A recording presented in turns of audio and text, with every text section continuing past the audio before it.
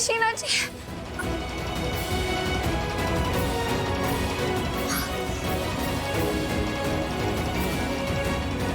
हाँ? ये क्या हो गया शिवांश को? मेरे पैरों में चोट लगी, मैं चीखी भी, उन्होंने मुझे देखा भी, लेकिन ना मुझे डांट लगाया, ना मुझे सुनाया, ना मुझसे लड़ाई की, ना मेरे पास आया, ना मुझे संभाला।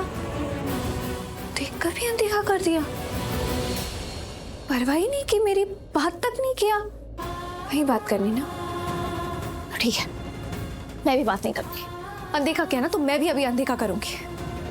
नहीं कर सकती, जैसे वो बर्ताव करे मैं नहीं कर सकती। जानती हूँ वो परेशान है, भरे हुए हैं, उनका दिल टूटा है, उनके जज्बात उन पर हावी हो रहे हैं, उन्हें खुद नहीं पता वो क्या कर रहे हैं।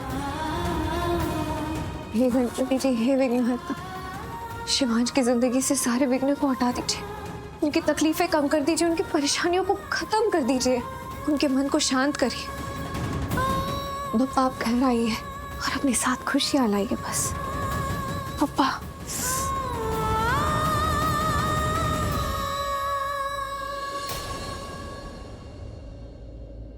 हेलो गायत्री, कहाँ है तू? घर जल्दी आना, कल गणेश चतुर्थी है, पापा को घर लाना है, आगमन करनी, आगमन की इतनी सारी तैयारियां करनी है, जल्दी घर आ।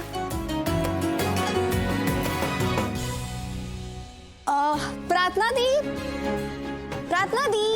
गायत्री तू आ गई? हाँ दी, सारा सजावट का सामान आ गया। ला मुझे दे। कहाँ रखना है इसे? भैया ये यहाँ पर।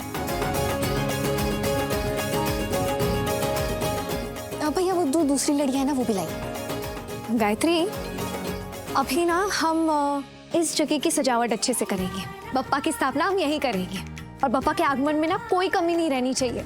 सजावट इतनी सुंदर हो कि देखने वाले बस देखते रह जाए। हाँ दी, ऑफ कोर्स। और बप्पा को विराजत करने के लिए जो उनकी सीट है ना, मतलब उनकी जो चौकी है ना, वो भी मैंने ऑर्डर कर दिया, और हम उसे भी अच्छे से सजाएंगे। हाँ हाँ, वो भी करेंगे। शिवांश, कुछ चाहिए तुम्हें?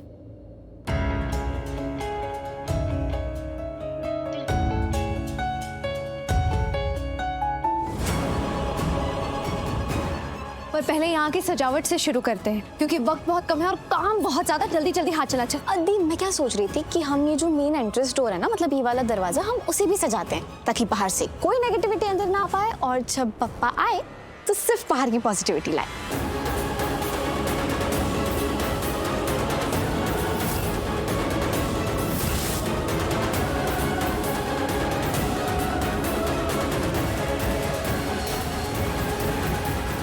दी क्या हुआ? दी क्या हुआ, क्या देख रहे हो? कुछ नहीं, कुछ नहीं। कुछ तो हुआ है।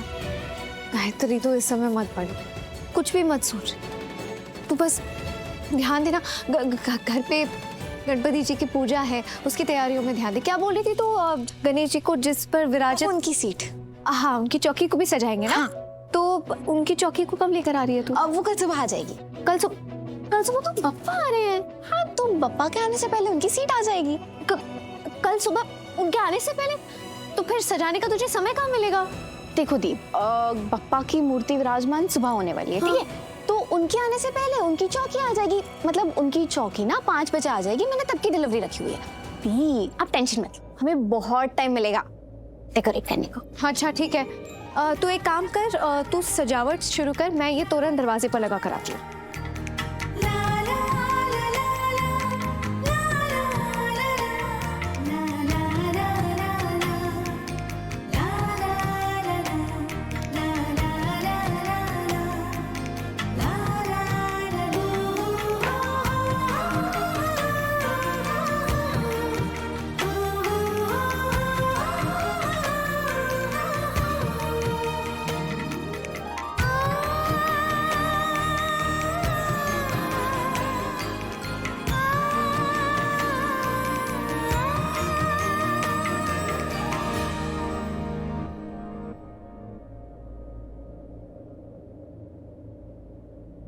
ये क्या कर रही हो? तोरण लगा रही हूँ। कहा था ना कल हम गणेश जी की पूजा घर में ही करेंगे, तो उसी की सजावट। वो तो मुझे भी दिख रहा है, लेकिन तुम्हें नहीं दिख रहा है ये स्टूल? पूरे घर में यही स्टूल मिला तुम्हें? हाँ, इसमें क्या हुआ, अच्छी तो है। नहीं मतलब दिखने में तो बहुत अच्छी है, लेकिन इसका बैलेंस बहुत खराब है। मैंने देखा कैसे हिल रहा था। नहीं नहीं, ये नहीं हिल रही थी, मैं हिल रही थी। ये अच्छी है, ठीक है ये। नहीं ठीक है प्रार्थना, ऐसी तुम गिरती पड़ती रहती हो। अब इस स्टूल पे चढ़ गई हो जो पहले से ही डगमगा रहा है। खुद गिरोगी, इसे भी साथ लेके गिरोगी। मैं नहीं गिरूंगी। गिरोगी प्रार्थना, चलो नीचे उतरो और कोई और स्टूल ढूंढो, कोई अच्छा स्टूल ढूंढो। नहीं, कुछ नहीं होगा, ये अच्छी है, मैं नहीं गिरूंगी सच में। मैं तुमसे बहस क्यों कर रहा हूँ? मेरी बात तो सुनती हो नहीं। ठीक है, जो करना है करो।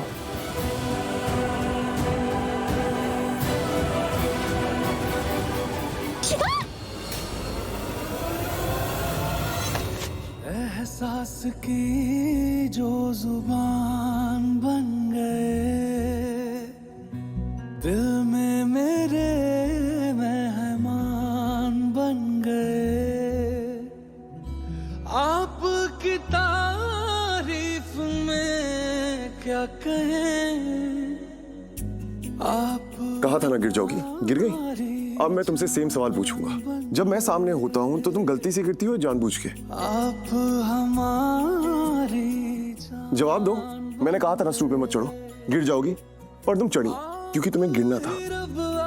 तो जवाब दो, गलती से गिरती हो या मुझे देख के गिरती हो? मैं ना गलती से भी नहीं गिरती और जानबूझ के भी नहीं गिरती। मतलब जब भी मैं बेफिक्र हो जाती हूँ कि मुझे कुछ नहीं होगा और आप मेरे आसपास होते हैं, तब भी शायद मेरे गिरने का वक्त होता है। मतलब लिखा है कि अगर मैं गिरूंगी तो आप ही मुझे बचाएंगे। शायद किस्मत में लिखा है। देखो, ये किस्मत कायनात की बातें मुझसे मत करो। I don't want to hear these things. मुझे ये सब बातें नहीं सुननी।